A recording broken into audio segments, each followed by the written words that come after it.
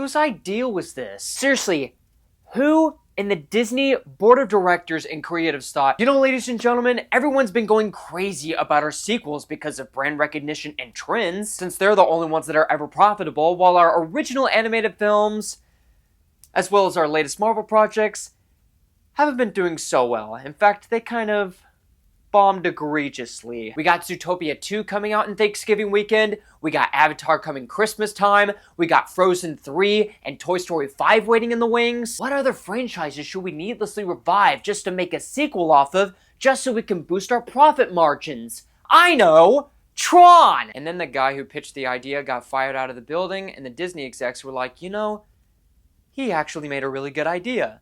Let's make a Tron sequel. Now, there's nothing particularly bad about Tron.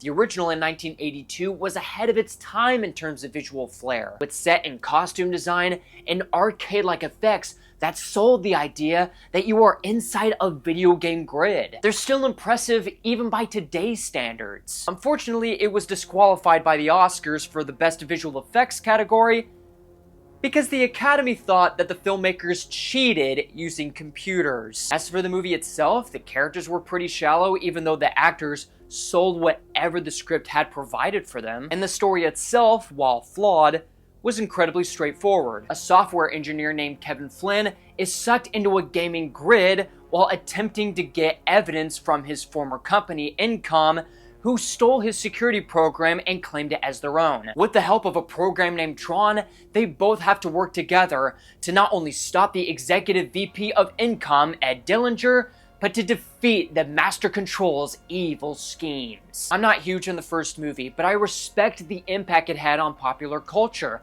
even becoming a cult classic itself, which is more than I can say about Tron Legacy. Seriously, even watching it for the first time, I didn't even know much about it. The only thing I remember about this movie, watching it back in 2010, was the fact that I had to watch it in an empty theater. Though to be fair, it wasn't during opening weekend. This was like long before I even started considering reviewing movies. And after seeing it in time for this review, it's...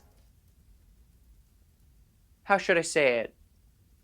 Below average. The visual effects and aesthetic of the Tron world is remarkable, and Daft Punk's soundtrack does so much of the heavy lifting for what is otherwise a forgettable formulaic story that borrows from the hero's journey motif and wasted opportunities with its legacy characters and its world building. And it's disappointing considering that Joseph Kaczynski, who at the time was known for making video game trailers for Gears of War 3 and Halo 3, would be attached to something so mediocre. Though he would later redeem himself down the road with a streak of bangers in the 2020s with Top Gun Maverick and in this year with F1. But just when we thought that Legacy tied the story threads of the original together, 15 years later, Disney thought to defile the grave of an already established franchise by making another completely pointless sequel. As a result, Tron ARES being a truly terrible movie comes to the surprise of absolutely no one. But what did you expect from the director who made Maleficent Mistress of Evil? You know, that one movie where after an entire battle between humans and fairies, resulting in casualties on both sides, it all ends in a wedding ceremony immediately after the battle. But of all the franchises that Disney could reinvigorate back into the fray, just to subjugate the audience with an abysmal movie, I have no idea why they decided to choose this other than to just burn the very foundation that the original Tron and Legacy had established. And that's on top of the fact that Tron as a franchise, as an IP, is not as successful as you think. All this movie's gonna do is that it's gonna bomb spectacularly and sadistically and remain as a permanent stain of the Tron franchise that not even laundry bleach could remove. So what do we have going on in the world of Tron this time? Are we going to rejoin Sam Flynn and Cora after the events of Tron Legacy? Maybe witness Sam's progress of ownership of Incom along with his right-hand man, Alan Bradley? You know, a character from the original movie? Nope. Not actually. Not at all. In ARES, we have no mention of Alan Bradley. Cora is off doing something while being shown in a photograph at the end of the movie, and the script makes it so that Sam Flynn, who promised to his father to live up to his name and wanted to make something of himself, retires off screen for personal reasons. Yay. In this movie, Incom is taken over by the Kim sisters, whom nobody who watched the original movies has ever heard of and have no defining characteristic other than the fact that they're smart and are female. The duo have not only made Incom into a more profitable business than both Kevin Flynn and the Dillingers combined, but have aspirations to change the world through the power of AI, like fixing world hunger, the economy, the whole 9 yards. Yeah, I can see nothing that can go wrong with that. However, the rival company Dillinger Systems, who are back as usual, wants to use the power of AI to introduce and manufacture dangerous artillery for the US military and shareholders, including the perfect expendable soldier, one of whom is a program named ARES. In order for both to achieve their means, they need to acquire the permanence code, which was hidden by Kevin Flynn many years ago, so that way programs and construct from the grid will be transferred over to our world, including anything that we would ever hope for. Why did Kevin Flynn decide to hide the code from the rest of the world instead of doing it himself when he was still the Incom CEO? I have no idea. But as ARES begins to feel for the first time and realize the goodness that humanity has to offer, he decides to help Eve Kim prevent Dillinger Systems from wreaking havoc across the globe. Oh, and Jeff Bridges is in the movie as Kevin Flynn for like 5 minutes, despite the fact that Kevin Flynn is supposed to be dead considering the events of Tron Legacy. I know that I ribbed on the first movie for having thinly layered characters, but at least the actors performing those roles made the characters at least likable and had a sense of charm to them. With ARES, the new characters that we are introduced to are not only more flat and more boring than the first one, especially Legacy, but some of them are written so idiotically that it makes you wonder why they're even tech geniuses in the first place. Tech geniuses that have established billions of dollars to their company while being rivals against each other, while also creating revolutionary technology. And there's no better example to start with than Julian Dillinger. It's a shame that we have Evan Peters attached to this project because I've seen what he is capable of and he is legitimately a good actor. But for what the material has provided for him, his performance is that of a sadistic Saturday morning cartoon villain. The delivery is way too over the top. The presence of him being a villainous genius is totally lacking, coming off as a spoiled rich kid than anything else. And character-wise, he is one of the dumbest villains that I have seen this year. Why does Dillinger want the permanence code? Well, he has to eliminate a 29-minute time limit for all of his constructs. I guess this also applies the same with Incom, but I digress. He needs to get a permanence code to completely eliminate the 29-minute time limit.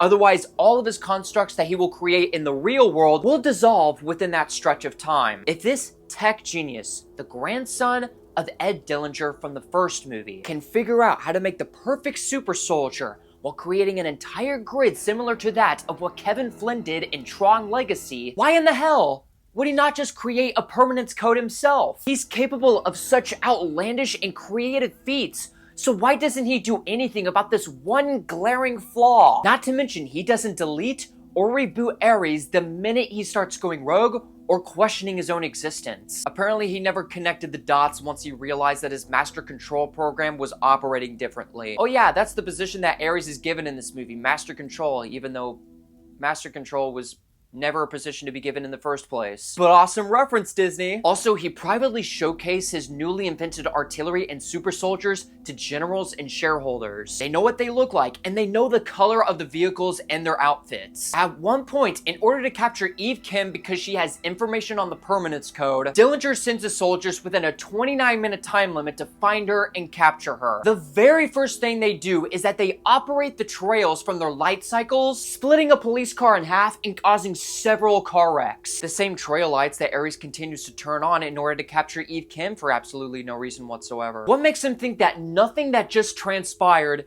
is going to be traced back to him? Wouldn't the more viable option be to just track her down naturally without having to use super soldiers? But not to worry, if they were to fail, there is a contingency plan in which a helicopter gunner has a particle laser and just vaporizes her, sending her into Dillinger's grid. And their plan from that point forward is to try to extract the information that she has about the permanence code inside of her. How are you gonna do that? Oh yeah, and all of this happens within full view of the cops. Wouldn't the police just be like, wow, a woman just got dissolved by a gun right in front of our very eyes. Let's go follow that helicopter and report it to command. Let's find out what's going on.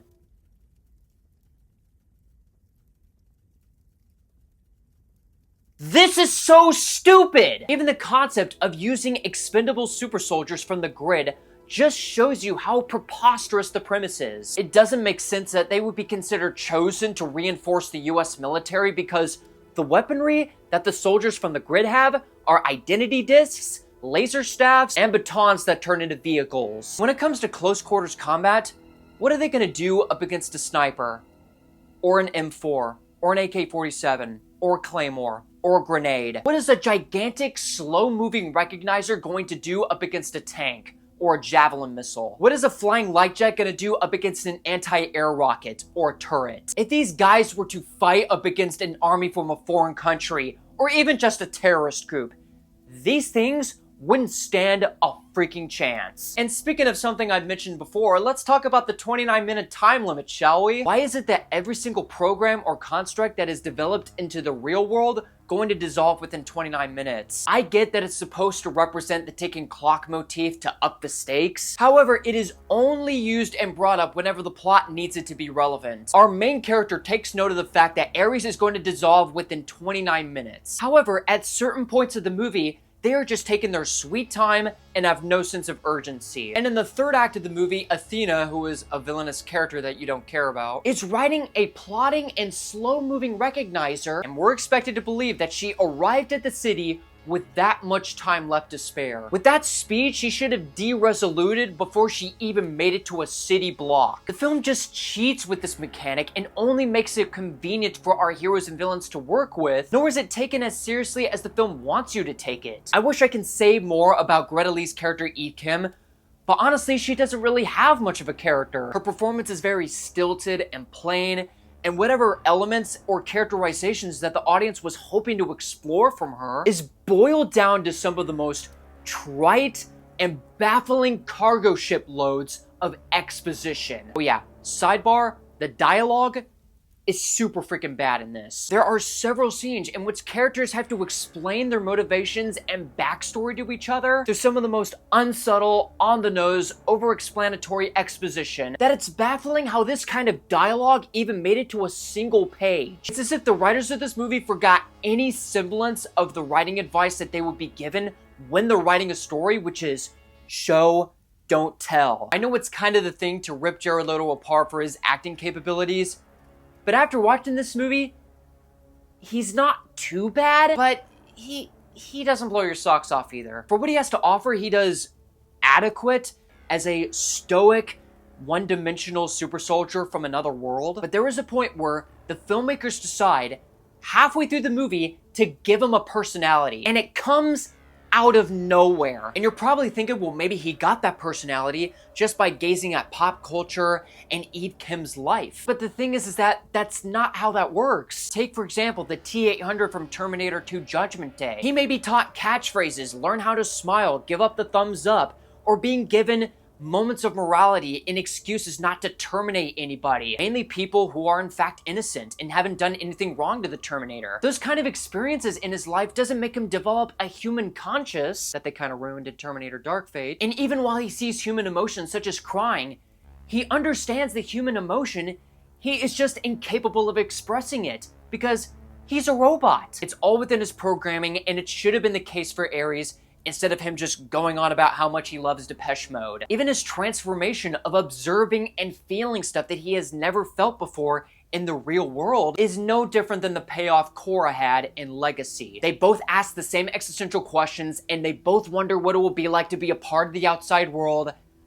It is verbatim the same arc. But what about the visual effects? The original was revolutionary for its time, and Tron Legacy did a very good job with it as well. With Tron ARES, it's alright. Though there are several moments where the green screen compositing is incredibly noticeable, that it detaches you from experiencing the world building of Tron. The look of the vehicles and the headquarters, the textures, and the graphical fidelity are all pretty solid, though it isn't as groundbreaking as the over decades long movie that came out before. Tron ARES doesn't take advantage of its world building because what world building? At least in Legacy, it gives you a chance to explore what goes on in the grid, especially the programs that take part in it. ARES doesn't even try to explore what goes on inside of the utopian grid that Dellinger has created that is quite similar to what Kevin Flynn did in Legacy. Who lives there? What's it like? What games do they play? None of it. Even the opening Disney logo is just a blatant copycat of the one in Legacy, where instead of it being blue, now it's red. Really knocking it out of the park with the originality, Disney. And Nine Inch Nails soundtrack completely pales in comparison to Daft Punk's score. With Daft Punk's soundtrack, they at least had musical notes that made it stick in your head, and they made intense and peaceful variations of the movie's theme. ARES' soundtrack by Nine Inch Nails, on the other hand, is incredibly obnoxious. Every song feels like the same tune as the last one. None of the chord progression or melodies are in any way memorable, and the sound mixing is so irritating that it makes it hard for you to even make out what the characters are saying most of the time. Though with how wretched the dialogue is, that's a blessing in disguise. The movie wants to have its cake and eat it too with the thematic approach to the potential of AI. It wants to tell you that AI is incredibly dangerous when unchecked and given to the wrong hands, which is mighty ironic coming from a company whose CEO, the maleficent Bob Iger, promoted AI in filmmaking, acting, and script writing and told people to embrace change, and became one of the main reasons for the Screen Actors Guild and writers' strikes. But it also wants to say that AI is capable of fixing world problems like world hunger, fixing the economy, the housing crisis, etc. Yeah, I'm sure in years' time, AI is going to fix the economy for a better tomorrow by making private businesses and human employees obsolete. Tron ARES is a digital train wreck. A movie so bad that it would fry your hardware. It's a cinematic virus that ruins the entire groundwork that the first two movies established. Boring, boneheaded, and cynically made, it's a complete waste of $180 million, with dreadful storytelling, lower than subpar acting and character work, and not to forget, the shameful audacity of trying to sequel bait itself. What in the hell were they thinking? Never see this film in your lifetime. End of line. My name is Luke Nukem, and you, my friends, have been blown away